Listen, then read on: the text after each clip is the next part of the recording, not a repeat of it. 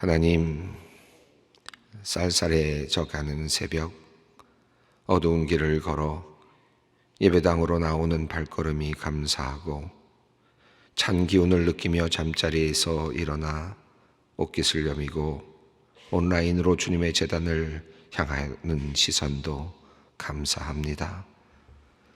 예배당에 있든지 집에 있든지 늘 일정한 시간에 주님께로 우리의 마음을 두게 하시는 하나님, 참 감사합니다.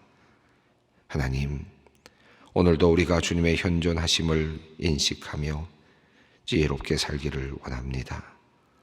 억울한 일 당해도, 슬픈 일 당해도 주님께서 함께 하시며 보고 계신다는 믿음으로 담대하고 당당하게 살게 하여 주시옵소서. 전지전능하시며 선하신 하나님께서 모든 것을 바르고 정의롭게 세워주실 것을 믿으며 오늘도 힘차게 살게 하여 주시옵소서.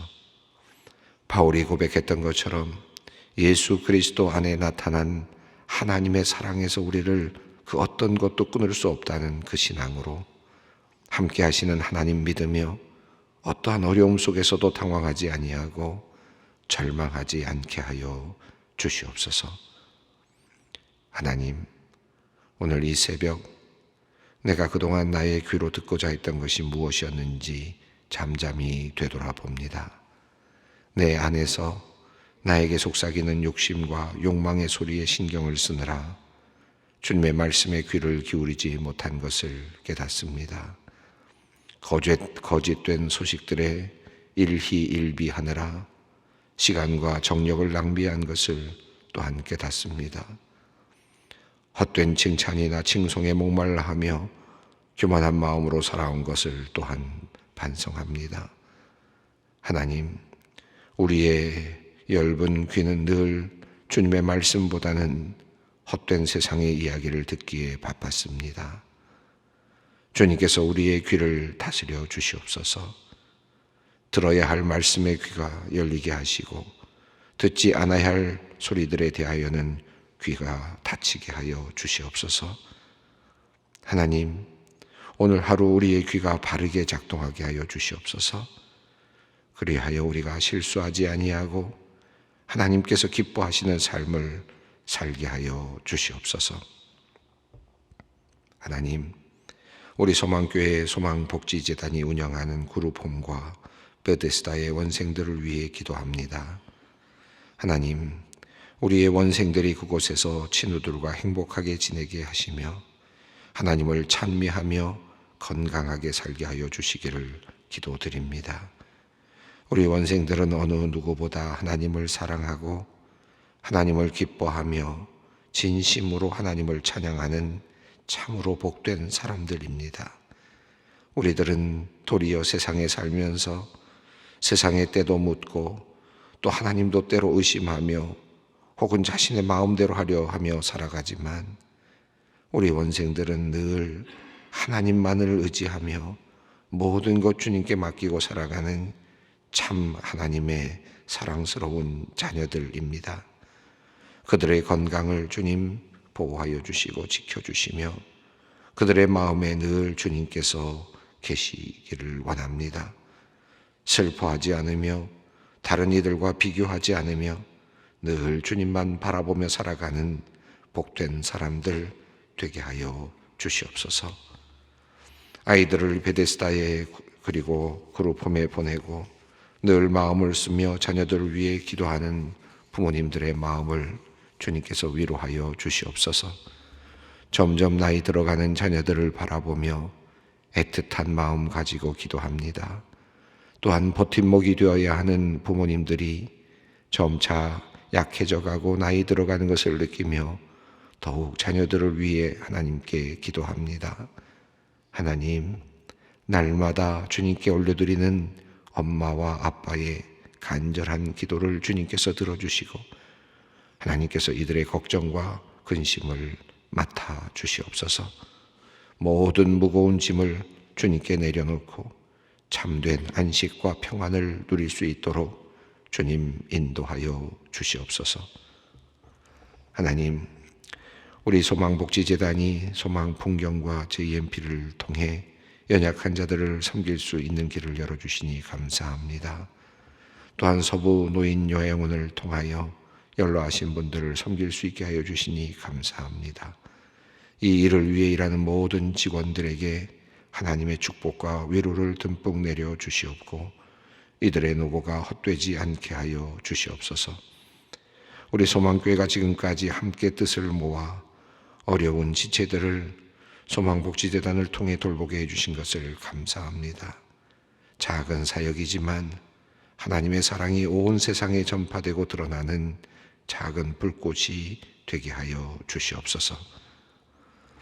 하나님, 점점 추워지는 날씨 속에서 어디에선가 갇힌 채로 힘든 시간을 보내고 있는 성도님을 위해 기도합니다.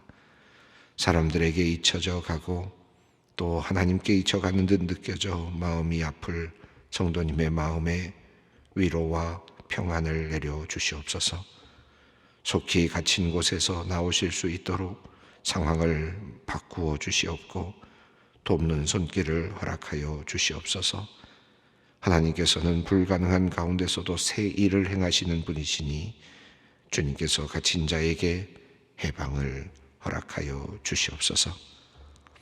하나님, 절망의 자리에서 그 어떤 것도 희망이 되지 못할 것 같은 상황 속에서 한 줄기의 빛이 비춰지기만을 기다리며 원하는 이가 있습니다. 하나님께서 아십니다. 그의 고통과 절망과 절규들 주님 일어서 주시옵소서. 그를 붙잡아 주시옵소서. 도우리를 보내어 주시옵소서. 하루하루를 마지막처럼 살아가는 이에게 주님 구원자가 되어 주시옵소서. 그의 기도를 주님께서 긴급히 들어주시옵고 모든 상황을 바꾸어 주시옵소서. 주님께서 그를 살려 주시옵소서. 오늘부터 4주간 진행되는 영성마을을 위해 기도합니다. 비록 줌을 통한 비대면 진행이지만 참석하는 35분의 대상자들의 공간에 주님 함께하여 주시옵소서. 한 분 한 분 주님을 깊이 만나는 귀한 시간이 되게 하여 주시옵소서. 하나님, 이제 주님께서 들려주실 말씀 기대하며 말씀 앞으로 나아갑니다. 오늘도 성령께서 말씀의 자리에 함께하여 주시옵소서. 우리 주 예수 그리스도의 이름으로 기도드리옵나이다. 아멘. 오늘 주시는 하나님의 말씀은 사무엘상 22장 11절로 23절 말씀입니다. 사무엘상 22장 11절로 23절 말씀 함께 봉독하겠습니다. 왕이 사람을 보내어 아히두베 아들 제사장 아히멜렉과 그의 아버지의 온 집 곧 노베에 있는 제사장들을 부르매 그들이 다 왕께 이른지라. 사울이 이르되 너야 아히두베 아들아 들으라. 대답하되 내 주여 내가 여기 있나이다. 사울이 그에게 이르되 내가 어찌하여 이새의 아들과 공모하여 나를 대적하여 그에게 떡과 칼을 주고 그를 위하여 하나님께 물어서 그에게 오늘이라도 매복하였다가 나를 치게 하려 하였느냐 하니 아히멜렉이 왕에게 대답하여 이르되 왕의 모든 신하 중에 다윗같이 충실한 자가 누구인지요. 그는 왕의 사위도 되고 왕의 호위대장도 되고 왕실에서 존귀한 자가 아니니까 내가 그를 위하여 하나님께 물은 것이 오늘이 처음이니까 결단코 아니니이다. 원하건대 왕은 종과 종의 아비 온 집에 아무것도 돌리지 마옵소서. 왕의 종은 그 모든 크고 작은 일에 관하여 아는 것이 없나이다 아니라. 왕이 이르되 아히멜렉아 내가 반드시 죽을 것이요 너와 내 아비의 온 집도 그러하리라 하고 왕이 좌우의 호위병에게 이르되 돌아가서 여호와의 제사장들을 죽이라. 그들도 다윗과 합력하였고 또 그들이 다윗이 도망한 것을 알고도 내게 알리지 아니하였음이니라. 하나 왕의 신하들이 손을 들어 여호와의 제사장들 죽이기를 싫어한지라. 왕이 도액에게 이르되 너는 돌아가서 제사장들을 죽이라 하매 에돔 사람 도액이 돌아가서 제사장들을 쳐서 그날에 세마포 에봇 입은 자가 85명을 죽었고 제사장들의 성읍 노베 남녀와 아이들과 젖 먹는 자들과 소와 나귀와 양을 칼로 쳤더라. 아히두베의 아들 아히멜렉의 아들 중 하나가 피하였으니 그의 이름은 아비아달이라. 그가 도망하여 다윗에게로 가서 사울이 여호와의 제사장들 죽인 일을 다윗에게 알림해 다윗이 아비아달에게 이르되 그날에 에돔 사람 도액이 거기 있기로 그가 반드시 사울에게 말할 줄 내가 알았노라. 내 아버지 집의 모든 사람 죽은 것이 나의 탓이로다. 두려워하지 말고 내게 있으라. 내 생명을 찾는 자가 내 생명도 찾는 자니 내가 나와 함께 있으면 안전하리라 하니라. 방황하는 다윗의 이야기가 앞서 있었습니다. 요나단과 헤어진 다음에 이것저것을 돌아다니고 있는 다윗의 이야기가 이어졌죠. 그래서 또 노베 제사장을 찾아가서 또 아히멜렉에게 떡을 달라고 하고 또 골리앗이 쓰던 칼도 가지고 갔습니다. 그리고는 또 가드로 들어가서 또 블레셋 지역으로 들어가서 그것으로 망명하려다가 그것도 실패하고 또 다시 나왔습니다. 계속해서 이렇게 우여곡절을 이루던 중에 다윗은 이제 유다로 내려가게 되고 또 에셀 숲을 아래서 이제 하나의 작은 무리를 이제 이루게 되었습니다.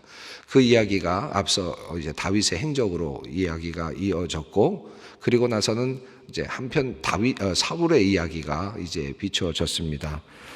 사울은 지금 왕정을 굳게 하고 있고, 그리고 이제 통치의 행위를 하고 있었습니다. 그리고 그는 그렇게 이야기를 합니다. 주위에 있는 신하들에게 베냐민 사람들아 라고 이야기를 하면서 너희가 내가 아니었다면 너희가 어떻게 이렇게 살 수 있겠느냐 라고 그렇게 이야기하는 장면이 어제 본문 속에 나와 있었습니다. 이 이야기 속에서 우리가 한번 살펴본 것은 그의 통치 행위가 공정했다기보다는 편파적이었구나 하는 것을 우리가 알 수 있죠. 한 지파에게 모든 권한과 힘을 실어주고 있었던, 자기가 출생한 그 지파가 모든 것들을 장악하고 있었던 그런 형국이었구나 하는 사실도 알 수 있었습니다. 그리고 나서 사울은 굉장히 그 사람들에게 협박을 하듯이 이야기를 했는데, 어제 본문 중에 8절 말씀이 있는데 제가 한번 읽어보겠습니다. 너희가 다 공모하여 나를 대적하며 내 아들이 이새의 아들과 맹양하였으되 내게 고발한 자가 하나도 없고 나를 위하여 슬퍼하거나 내 아들이 내 신하를 선동하여 오늘이라도 매복하였다가 나를 치료하는 것을 내게 알리는 자가 하나도 없도다 하니. 여기 보면 이 사울의 지금 상황을 볼 수 있는데, 사울이 지금 통치 행위를 하고 있고 또 높은 곳에서 신하들을 거느리고 큰 소리를 치고 있기는 하지만 그의 마음속에는 지금 아주 두려운 마음이 있다는 것을 알 수 있습니다. 그는 이렇게 이야기합니다. 내 아들이 이새의 아들과 맹약하였으되 나에게 고발하는 자가 없었다 라고 이야기를 합니다. 요나단이 다윗과 맹세를 하고 또 친분을 유지하고 있는 것을 아무도 나에게 이야기하지 않았다 라고 하는 사실을 이야기했고, 두 번째는 내 아들이, 여기서 말하는 내 아들은 요나단인 것 같은데, 요나단이 내 신하를 통하여 선동하여 오늘이라도 매복하였다가 나를 치료하는 것을 내게 알리는 자가 없었다. 요나단이 여기서 내 신하를 선동했다는 말은 누군지는 정확하지 않지만 다윗을 선동했다고도 볼 수 있을 것 같은데, 어쨌든 다윗과 공모했거나 요나단이, 또는 그의 아들인 요나단이 그의 신하들을 어떻게 선동해서 오늘이라도 매복하였다가 나를 사울을 죽이려고 하는 것을 나에게 알리는 자가 없었다라고 그렇게 이야기를 합니다. 어느 정도 진실인 듯 보이지만 전혀 아닌 내용이었죠. 지금 이런 일은 일어나지 않았고 다윗도 그런 사람이 아니었고 또 요나단 역시 아버지를 지금 깊이 따라가고 있는, 그리고 바르게 지금 아버지를 쫓고 있는 그런 상황이었는데도 불구하고 지금 이 사울 왕은 자기 아들이 자기를 죽일 것으로, 또 신하들이 자기를 공모해서, 아들과 신하들이 공모해서 자기를 지금 매복하에다 죽이려고 하는 것으로 아주 피해망상이죠. 왕으로서 이제 그 왕권을 지킨다는 것이 얼마나 어려운가, 이 권좌에서 쫓겨날 수 있다라고 하는 이 가능성에 대한 어떤 두려움 같은 것들이 계속 있었던 것 같습니다. 그러니까 왕은 지금 통치 행위도 하고 있고 높은 자리에 올라 있고 권력을 행사하고 있지만 도리어 그는 지금 두려움에 쌓여 있고 고통 속에 쌓여 있다.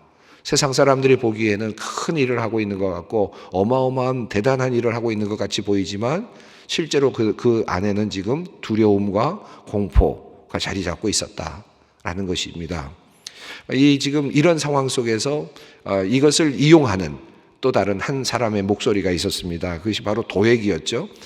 도액이 아히멜렉과 다윗이 만나는 장면을 보았던 도액이 이때라고 생각을 하고 그의 마음을 흔들어 놓는 한 이야기를 합니다. 그게 9절 말씀이죠. 그때 에돔 사람 도액이 사울의 신하 중에 섰더니 대답하여 이르되 이새의 아들이 노베에 와서 아히두베 아들 아히멜렉에게 이른 것을 내가 보았는데 10절에서 이렇게 말합니다. 아히멜렉이 그를 위하여 여호와께 묻고 그에게 음식도 주고 블레셋 사람 골리앗의 칼도 주더이다. 그냥 아무 일 아닌 것처럼 툭 던지는 말인데 지금 지금 너희들 중에 누구도 나에게 이런 일을 고발하는 사람이 없다. 내가 지금 위험에 처해 있는 것 같은데 아무도 나에게 그런 고발을 하는 사람이 없다라고 말하는 이 이야기 속에서 어떤 의미가 있습니까? 어떤 모함도 할 수 있는 이런 지금 상황을 열어놓은 것 아닙니까? 이때 도액이 이 다윗과 그리고 아히멜렉이 만나는 장면을 이야기하면서 그가 여호와께 묻고, 근데 여호와께 물었다는 말은 앞서 있는 이야기 속에서는 나타나지 않는데 그냥 빵을 주었고 떡을 주었고 그러니까 여행용 빵이죠. 그 당시로서는. 그러니까 진설병이지만 그들에게 먹을 것을 주었고 그리고 골리앗의 칼도 가져가라. 있으면 필요하면 가져가라라고 말한 아주 어찌 보면 아주 단순하게 그렇게 대응했던 것을 아주 대단하게 이렇게 영접하거나 응대했던 것도 아니었는데 지금 이 도액은 이렇게 한마디를 던집니다. 자, 이 한마디가 이제 엄청난 광풍을 일으키는 장면인데요. 오늘 11절 말씀입니다. 11절을 읽습니다. 다윗 왕이 사람을 보내어 아히두베 아들 제사장 아히멜렉과 그의 아버지의 온 집 곧 노베에 있는 제사장들을 부르매 그들이 다 왕께 이른지라. 자, 이 말을 듣자마자 지금 노베에 있는 모든 제사장들을 다 불러 모으라고 그렇게 이야기를 했습니다. 아히멜렉뿐만 아니라 모든 제사장들이 다 이제 이곳에 왔습니다. 권력이 대단하긴 합니다. 이제 사울의 어떤 그 권력도 상당히 갖춰져 있다는 사실을, 왕권이 탄탄하게 갖춰져 있다는 사실도 알 수 있습니다. 자, 이렇게 불러 모았는데 이미 그 속에는, 이 사울의 마음 속에는 이미 그 뭐라 그럴까요? 이 두려운 마음이 있었지 않습니까? 그리고 이 어떤 뭔가 이제 해결해야 되는 어떤 그런 이 권위를 지켜야 되는 이와 같은 상황 속에 있었기 때문에 이 한마디가, 도액의 한마디가 엄청난 이제 파문을 그에게 일으킵니다. 12절 말씀입니다. 사울이 이르되 아히두베 아들아 들으라. 대답하되 내 주여 내가 여기 있나이다. 자, 이렇게 신문을 하는 장면이 나왔습니다. 13절 읽습니다. 사울이 그에게 이르되 내가 어찌하여 이새의 아들과 공모하여 나를 대적하여 그에게 떡과 칼을 주고 그를 위하여 하나님께 물어서 그에게 오늘이라도 매복하였다가 나를 치게 하려 하였느냐 하니. 자, 여기 보면 네가 어떻게 이새의 아들과 공모했느냐. 지금 떡을 주었다, 칼을 주었습니다. 그것도 여기서는 칼을 준다는 말보다는 어떻게 되어 있습니까? 골리앗의 칼도 주었다라고 되어 있습니다. 칼을 준 거하고 골리앗의 칼을 주었다는 것 갖고는 다른 또 이미지가 있죠. 골리앗의 칼은 어떤 하나의 전리품의 의미가 있다면 그냥 칼은 쓰고 사람을 죽이는 어떤 의미가 있을 텐데 여기서 골리앗의 칼이라는 말도 이제 빠졌습니다. 그래서 떡을 주고 칼을 주었다. 이건 전쟁 준비를 시키는 것과 같은, 먹을 것도 군량미도 주고 칼도, 무기도 주고 그랬다는 거죠. 또 공모했다, 같이 계획을 짰다라고 그렇게 이야기를 합니다. 그리고는 하나님께 물어서 더군다나 오늘이라도 매복하였다 나를 치게 하려 하였느냐. 그러니까 매복하고 사울을 죽이려고 하는 일에 공모했다라고 하는 이런 이제 이야기를 합니다. 그러니까 사실보다는 훨씬 더 지금 앞으로 나아갔고, 또 뿐만 아니라 자기 자신이 가지고 있는 어떤 그 불안감이라든가 두려움이 그대로 반영이 되고 있는 그런 상황이라고 할 수 있겠습니다. 우리가 종종 언어를 이제 말을 들을 때가 있는데 말이 우리를 아주 완전히 바꿔놓을 때가 있죠. 한마디 말이 나를 분노하게 하고 한마디 어떤 그 단어가 한 단어가 나를 완전히 하루 종일 흔들어 놓는 그런 경우들이 있죠. 그것 때문에 실수하는 경우들이 참 많이 있습니다. 그럴 때 그 한 단어는 어떻게 해서 나에게 작동을 합니까? 내 안에 두려움이 있을 때, 내 안에 시기심이 있을 때, 그렇지 않습니까? 저 사람 좀 싫은데 내가 저 사람 이런 마음이 있는데 저 사람이 어떤 말을 했다라는 이야기가 들려오는 순간 그것이 큰 파문을 일으키면서 뭔가 큰일을 하게 만들어버리는 그런 일들이 종종 일어나죠. 그러니까 내 문제는 말 그 자체가 중요한 게 아니라 내 안에 숨겨져 있는, 내 안에 들어가 있는, 내 안에 숨겨져 있는 두려움과 내 안에 있는 문제들이죠. 미워하는 마음, 시기하는 마음, 교만한 마음, 이런 마음들이 내 안에 숨겨져 있다가 그것이 계속 흔들고 있다가 하나의 단어가 나에게 들어올 때 그것과 연결되면서 아주 큰 사건을 만들어내는 경우들이 참 많습니다. 지금 오늘도 사울은 두려움, 내 권자가 지금 내 권자가 위태로울 수 있다라고 하는 두려움 속에 빠져 있습니다. 내가 언제 여기서 쫓겨날지 모른다라고 하는 두려움이 있어요. 그런데 지금 칼을 주었다, 또 먹을 것을 주었다라는 한두 단어의 단어가 이제는 그 사람들이 나를 죽이려고 공모하고 있고 지금이라도 매복하려고 하고 있었다라고 하는 생각까지로 미치게 되고 이제는 이들을 모두 죽여야 된다고 하는 이와 같은 결론에 이르게 됩니다. 자, 이런 상황으로 사울은 이미 결론을 내렸습니다. 14절을 읽습니다. 아히멜렉이 왕에게 대답하여 이르되 왕의 모든 신하 중에 다윗같이 충실한 자가 누구인지요? 그의 왕의 자위도 되고 왕의 호위 대장도 되고 왕실에서 존귀한 자가 아니니까. 이 14절은 왜 이 자리에서 이런 아히멜렉이 이런 이야기를 했지라고 느껴질 수도 있는 부분입니다. 지금 네가 지금 내 부하와 공모해서 다윗과 공모해서 나를 지금 죽이려고 했다라고 하는 이런 이야기를 하고 있는데 아히멜렉은 전혀 그것을 인지하지 못하는지 죽을 죄를 지었습니다라고 하지 않고 도리어 당당하게 아히멜렉이 말합니다. 다윗이 왕의 신하 중에서 얼마나 좋은 신하입니까? 또 왕의 사위도 되고 호위 대장도 되고 왕실에서 존귀한 자 아닙니까? 이 말을 하는 이유는 1차적으로는 나는 왕을 위해서 사울 왕을 위해서 사울 왕의 가장 충실한 신하이기 때문에 다윗이 그에게 상대를 했고 그에게 응대를 했고 또 그를 영접했던 것이다 라고 하는 그런 입장이죠. 그러니까 사울 왕을 맞이하듯이 다윗 왕을 맞이했던 것이다 라고 하는 그런 의미로 변명을 지금 하고 있는 것입니다. 또 실제로 아히멜렉이 속았는지 아니면 다윗의 말을 그대로 속았는지는 확실히 알면서도 모른 척 했는지는 정확히 알 수 없지만 지금 아히멜렉은 실제로 다윗과의 대화에서 다윗은 아히멜렉 앞에서 거짓말을 했죠. 그래서 아히멜렉이 어려움을 당하지 않게 하려고 하는 어떤 나름대로 의도를 가지고 다윗이 거짓말을 했던 것 같습니다. 그 이제 뒤에 오늘 본문 속에 나오지 않습니까? 다윗이 모든 사건의 이야기를 들은 다음에 그곳에 도액이 있는 것을 보고 내가 그럴 것을 짐작했었다라고 하는 이야기를 보면 다윗이 아히멜렉에게 내가 지금 비밀스러운 일을 왕으로부터 맡아서 일을 하고 있습니다라고 이렇게 거짓말을 했던 것은 아히멜렉을 보호하려고 하는 내가 지금 도망 중에 있습니다라고 했더라면 아히멜렉이 어떻게 할 수 없는 그를 위기로 몰아갈 수 있었기 때문에 아히멜렉을 보호하고 싶었던 마음에서 그렇게 이야기했을 가능성이 있습니다. 이 아히멜렉은 그러니까 그런 면에서 다윗의 말 그대로 액면 그대로 받아들였고 그래서 사울을 선대하듯이 다윗을 선대했다라고 그렇게 이해할 수 있겠습니다. 그래서 당당하게 아히멜렉은 이렇게 다윗이 얼마나 훌륭한 당신의 신하입니까? 라고 말합니다. 15절입니다.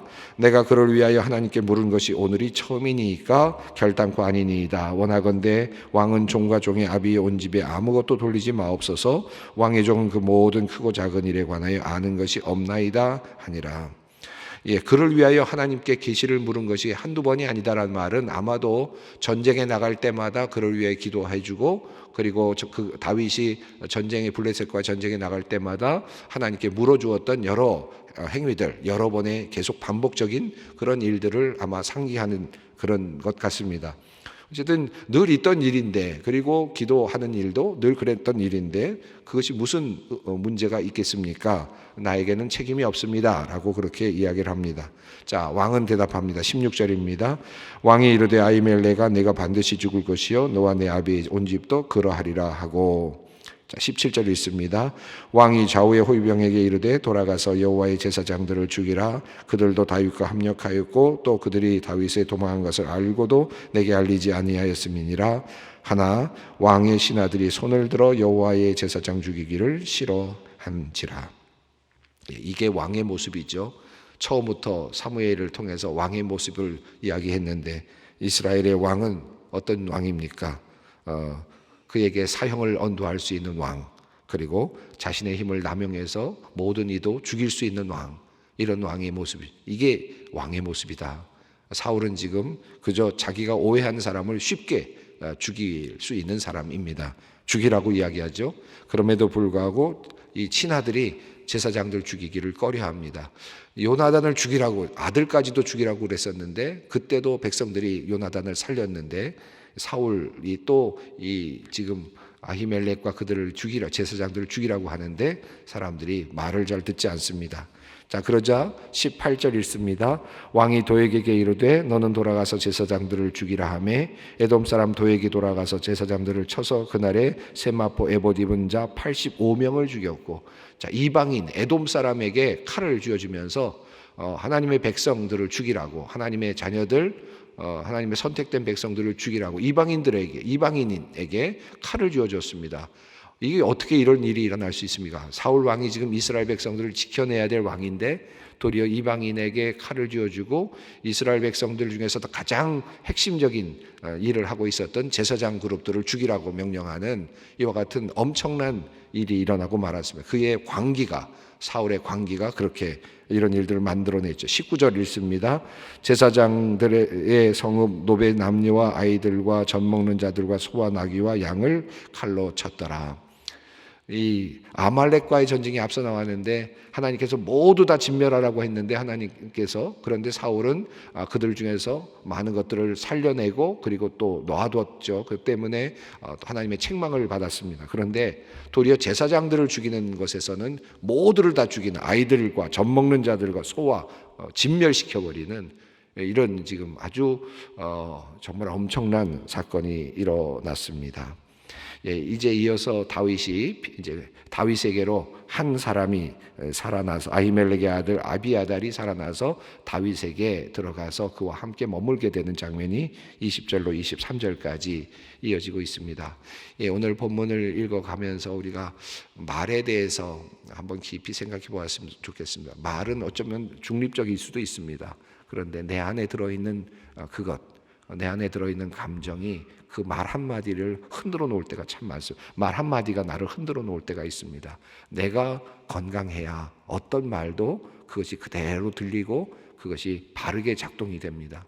내 안에 분노나 내 안에 잘못된 생각들이 들어있으면 말이 왜곡되고 사건이 일어나고 사람들에게 피해가 되고 자기 자신도 또 힘들어지는 그런 상황들이 일어납니다. 사울의 경우가 오늘 그러했습니다. 오늘 말씀, 내 안에 무엇이 들어있는지 한번 깊이 생각하면서 기도의 자리로 함께 나아갔으면 좋겠습니다. 하늘에 계신 우리 아버지, 아버지의 이름을 거룩하게 하시며 아버지의 나라가 오게 하시며 아버지의 뜻이 하늘에서와 같이 땅에서도 이루어지게 하소서. 오늘 우리에게 일용할 양식을 주시고 우리가 우리에게 잘못한 사람을 용서하여 준 것 같이 우리 죄를 용서하여 주시고 우리를 시험에 빠지지 않게 하시고 악에서 구하소서. 나라와 권능과 영광이 영원히 아버지의 것입니다.